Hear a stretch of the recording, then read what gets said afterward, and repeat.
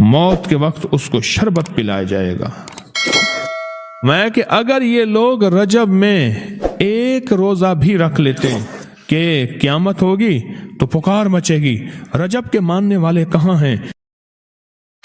اور آقا نے فرمایا جنت میں ایک محل ہے، اس میں سوائے رجب میں روزہ رکھنے والے کے کوئی داخل نہیں ہوگا۔ اور آپ نے فرمایا جنت میں ایک نہر ہے، اس نہر کا نام رجب ہے، اس کا پانی دودھ سے زیادہ سفید ہے اور برف سے زیادہ ٹھنڈا ہے اور شہد سے زیادہ میٹھا ہے، اور جو رجب میں چاہے ایک روزہ بھی رکھ لے اللہ اس نہر کا پانی اسے پلائے گا۔ یہ غصے کو ٹھنڈا کرنے والی چیزیں بتا رہا ہوں۔ ابو درداء رضی اللہ تعالیٰ عنہ نبی کریم صلی اللہ تعالی علیہ وسلم کا ارشاد، جو رجب میں ایک روزہ رکھے اور اس نے اپنی تمام عمر روزے رکھے، چاہے تمام عمر روزے رکھے اور شب بیداری کرے، اللہ کی عبادت گزاری، اگر اس نے رجب میں ایک روزہ رکھ لیا آسمان سے ندا کی جاتی ہے، اے اللہ کے ولی، امت عظمیٰ کی خوشخبری سن، موت کے وقت اس کو شربت پلایا جائے گا، جنت کا شربت پلایا جائے گا، وہ سیراب مرے گا، قبر میں سیراب حاصل ہوگا اور اس سے سیراب نکلے گا، قبر کی پیاس سختی سے بچ جائے گا، موت کی پیاس اور سختی سے بچ جائے گا۔ اور یہ فرمایا یہ کرامت صرف آقا کی امت کو ملی ہے۔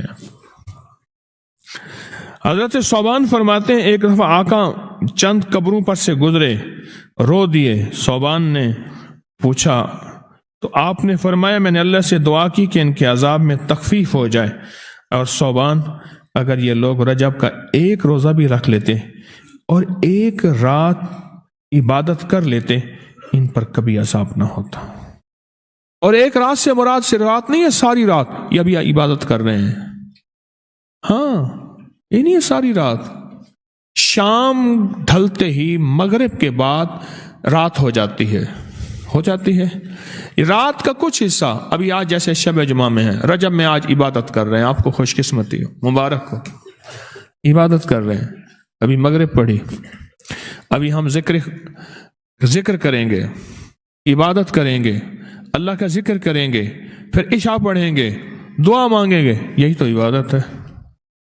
میں کہ اگر یہ لوگ رجب میں ایک روزہ بھی رکھ لیتے اور عبادت کر لیتے کسی رات کی، ایک رات کی، تو ان پر عذاب نہ ہوتا۔ میں نے عرض کیا یا رسول اللہ صلی اللہ علیہ وسلم، کیا صرف ایک روزہ اور ایک رات کی شب بیداری سے عذاب قبر نہ ہوگا؟ فرمایا ہاں، قسم ہے اس کی ذات کی جس کے قبضے میں میری جان ہے، کوئی مسلمان مرد ہو یا عورت ایسی نہیں رجب میں ایک روزہ بھی رکھ لے اور ایک رات کی شب بیداری کرے مگر اللہ اس کے لیے 1 سال کی عبادت لکھے گا جس میں اس نے روزہ رکھا اور شب بیداری، 1 سال وہ جس میں ساری رات جاگا اور سارا دن روزہ رکھا، اتنا ثواب ملے گا۔ اور آپ نے فرمایا کہ اللہ کی طرف سے ایک منادی ندا کرتا ہے، اے رجب میں روزہ رکھنے والو، اللہ کی پناہ میں جنت میں داخل ہو جاؤ۔ اور ہاں فرمایا کہ قیامت ہوگی تو پکار مچے گی، رجب کے ماننے والے کہاں ہیں؟ اس وقت حجاب کے اندر سے ایک نور نکلے گا جس کے پیچھے سے جبرائیل، میکائیل، اسرافیل ہوں گے، یہاں تک کہ رجب کے ماننے والے اس نور سے گزر کر پہنچ جائیں گے جو ان کے لیے تیار کیا ہوگا اور اللہ کو سجدہ کریں گے۔ اللہ پاک فرمائیں گے تم اپنا سر سجدے سے اٹھاؤ، یہ سب دنیا میں ادا ہو چکے ہیں، اب منازل عزت کی طرف چلو، اب منازل عزت کی طرف چلو، اب منازل عزت کی طرف چلو۔ اللہ اکبر۔ اور فرمایا مغفرت ہوتی ہے اور اللہ انبیاء کی توبہ قبول کرتا ہے۔ اس رجب کے ایک روزے اور ایک تھوڑی سی عبادت سے اللہ اولیاء کو دشمنوں سے چھڑاتا ہے، اور 3 چیزیں اللہ کے ذمہ ہیں، معافی، باقی عمر کی عصمت، اور تیسری یہ کہ بڑی پیشی، یعنی روز قیامت پیاس نہیں لگے گی، روز قیامت پیاس نہیں لگے گی۔ یہ چھوٹی چھوٹی راتیں، یہ چھوٹے چھوٹے دن، یہ چھوٹے چھوٹے لمحے آتے ہیں، اور آتے اس لیے ہیں کہ ہمیں کچھ دے جائیں، اگر اس کا غصہ ہے بھی ٹھنڈا ہو جائے، اگر اس کی ناراضگی ہے بھی ٹھنڈی ہو جائے۔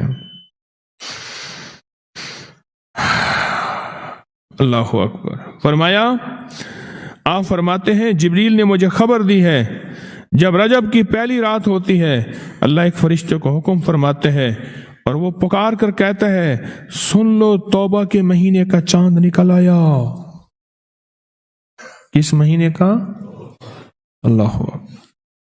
جبریل آواز دیتا ہے سن لو توبہ کے مہینے کا چاند نکل آیا، آ جاؤ اپنے لیے توبہ، امت کے لیے توبہ، اپنی نسلوں کے لیے توبہ، اپنی پچھلی نسلوں کے لیے توبہ، اپنے لیے، اپنے لمحوں، اپنی راتوں کے لیے توبہ، اپنے دن کے لیے ندامت اور توبہ۔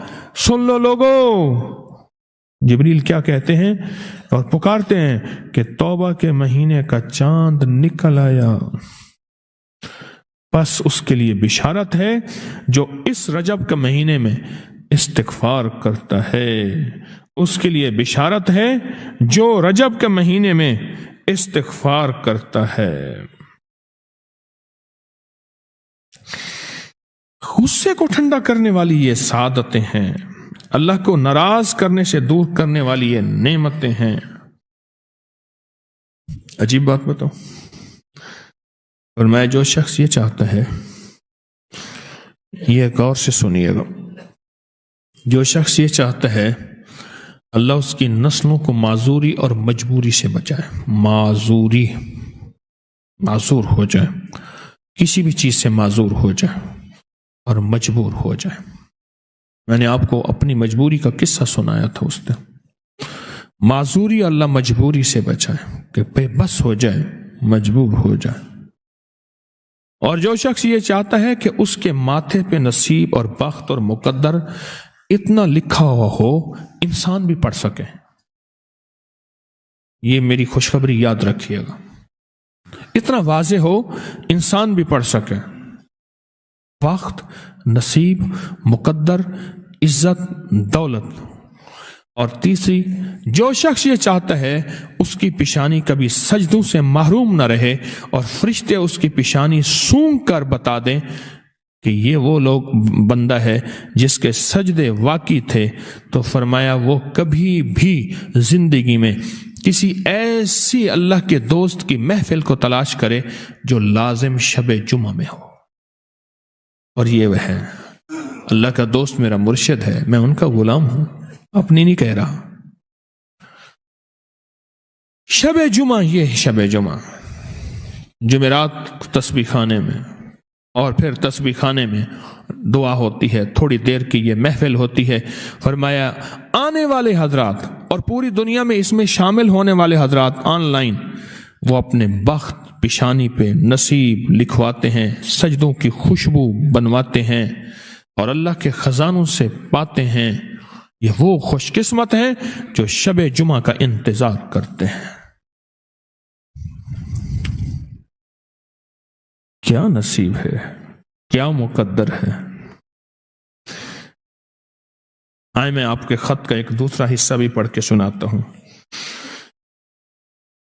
اور ہم ایسے ہی اللہ سے دوستی کریں۔ سنیں، ایک بار میں اور امی اپنی گندم کے کھیت خالی ہونے پر جو پیچھے بوٹی اور گھاس رہ جاتی اسے آگ لگا کے، کھیت تو خالی صاف کرنے کے لیے آگ لگائی، گندم کو نا کاٹ کے ایک چیزوں کو آگ لگا دیتے ہیں، یہی دانے صاف کر رہے، آگ گرمی کی وجہ سے اتنی جلدی پھیلنا شروع ہوئی کہ ہم دونوں ماں بیٹیاں گھبرا گئیں، آگ ان لوگوں تک نہ پہنچ جائے۔ ہم نے فوراً آگ کو واسطہ دینا شروع کر دیا، اے آگ تجھے حضرت ابراہیم کا واسطہ، جس طرح ان کو نمرود نے آگ میں ڈالا تھا اور ٹھنڈی ہو گئی تھی، اور بالکل اسی طرح ہم تجھے واسطہ دیتے ہیں اس اللہ کا جس کے ابراہیم پیغمبر ہیں، تو بھی ٹھنڈی ہو جا، ہمارا مقصد کسی کو نقصان پہنچانا نہیں، تو بھی اتنی ہی جلدی ٹھنڈی ہو جا۔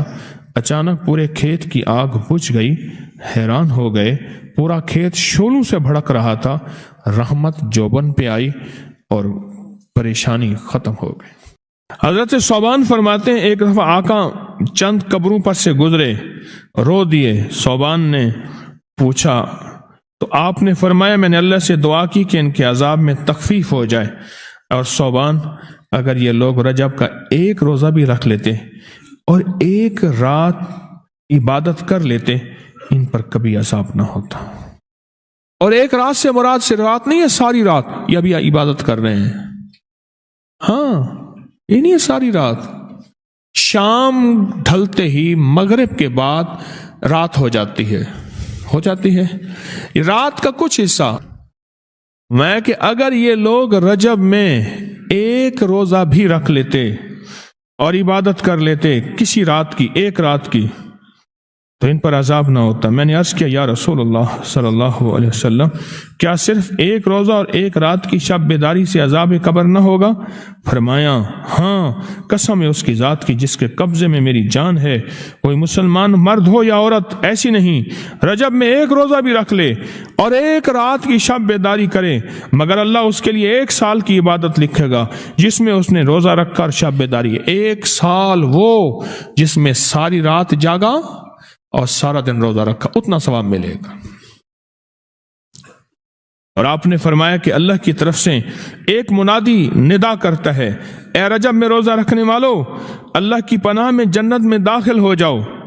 और हाँ, फरमाया कि क़यामत होगी तो पुकार मचेगी, रजब के मानने वाले कहाँ हैं? इस वक्त हिजाब के अंदर से एक नूर निकलेगा जिसके पीछे से जिब्राइल, मीकाइल, इसराफील होंगे, यहाँ तक कि रजब के मानने वाले इस नूर से गुजर कर पहुंच जाएंगे जो उनके लिए तैयार किया होगा और अल्लाह को सजदा करेंगे।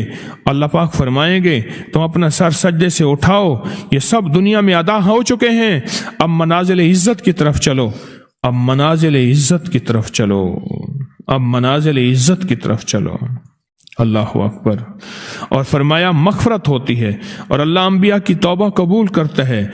इस रजब के एक रोज़े और एक थोड़ी सी इबादत से अल्लाह औलिया को दुश्मनों से छुड़ाता है।